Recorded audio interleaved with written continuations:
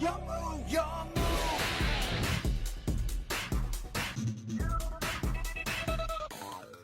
What's up guys, it's Rokta here, coming with our man Cassis, also known as URA on YouTube. Make sure you do check him out, and he is very kindly leaving us a deck profile for this week, so please do take it away.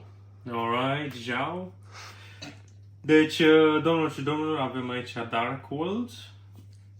Accidentally spoke the wrong language.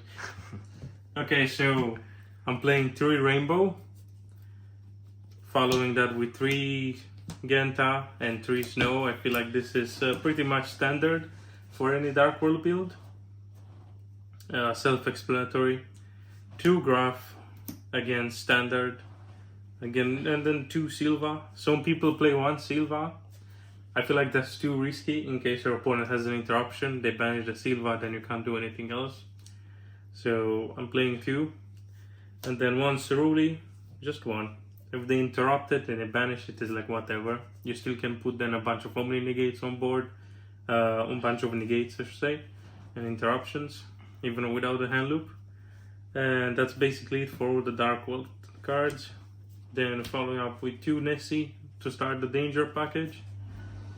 And then 2 Mothman and 1 Bigfoot.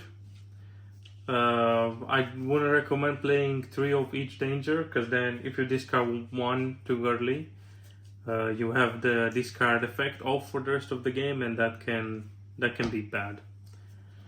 So I'm playing a bunch of dangers, including Chupacabra, Jackalope and Chuchinoko. And that's mainly it for the danger lineup. No Thunderbird. I feel like I moved away from the level 8 cards for trading because of some cards that are about to come out right now. But before that, I'm playing 2 Kaijus in the main. They are really good because you can banish them from a lure. I'm going first, and I'm going second helps you break boards, because you never know when you go second. And then I'm gonna following up with the best new TCG exclusives. 1 can with 3 gen. I feel like this card has been all over YouTube and ever the YCS, recent YCS as well, and I don't blame them, and the card is busted. And then that's basically it for the monsters. Next I'm playing 3 Allure of Darkness, again for the draw power. It's just 2 Dark Corridors. Some people play 3. I don't really get that, because it's hard once per turn. If you keep drawing them, they become bricks. So why do you want to keep drawing more? I get it. Maybe because you want to keep seat in your starting hand, but still, that's not good.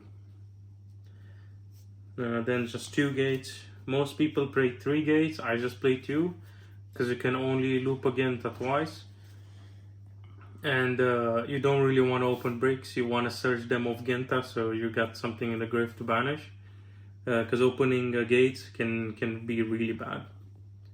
Then just some one-off spells: Darkworld Ascension, Darkworld Archives, and triple tactics with 1 Upstart Goblin for the 40th card. Basically makes the deck 39, and card destruction to round up the main. You gotta be careful with that card destruction. It might help you, but it also might help your opponent, so be careful with that. Especially don't play it if you know you got a mirror. Next, in the extra deck, I'm playing 1 Underworld Goddess for purely mainly, or people that like putting towers on board. 1 Yugioh to reset the hand, special 1. 1 Apo for going first, putting all those negates. And then I'm playing Nightmare Griffin. It has extra interruption, as like a mini floodgate. For going second, I got 1 BLS. Since you play so many level 8s, you can easily make BLS and not being get it protect from destruction. So also going second comes in handy a lot, because you can banish a card or attack twice or gain permanent attack boost.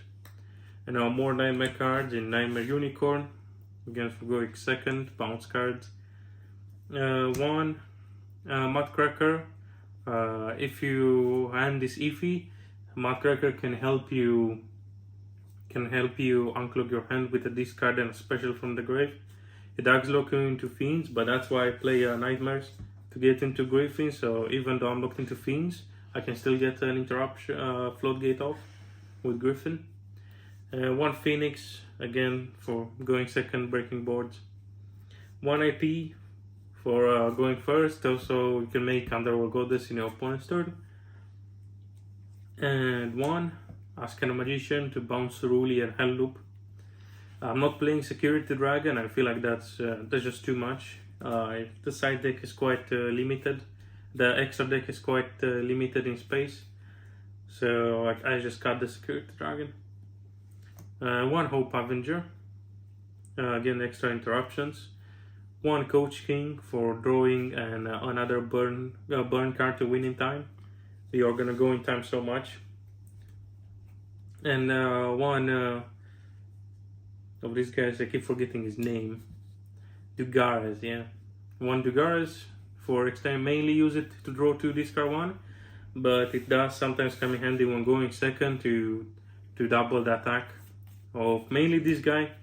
2 big Raffas.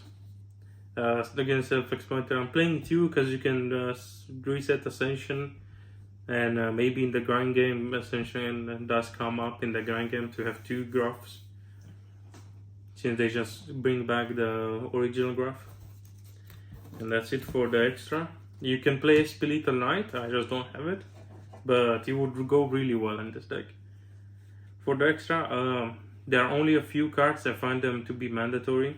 Guy Cowboy to win in time, and then 3 Spooky Dogwood to win in time even more. Come up, it did win me some matches. And the other 3 mandatory cards, I feel like you should side deck Call By, so you can put it in the main deck during game 2 when your opponent probably has Shifter or Draw. And then 1 Duster to deal with backrow, and 1 Eradicator for going first, calling spells mainly, see your pouring cry. And yeah, that's really it. The rest of the slots in the side deck are flexi spots, so play whatever you want, basically. It's time! Let's go!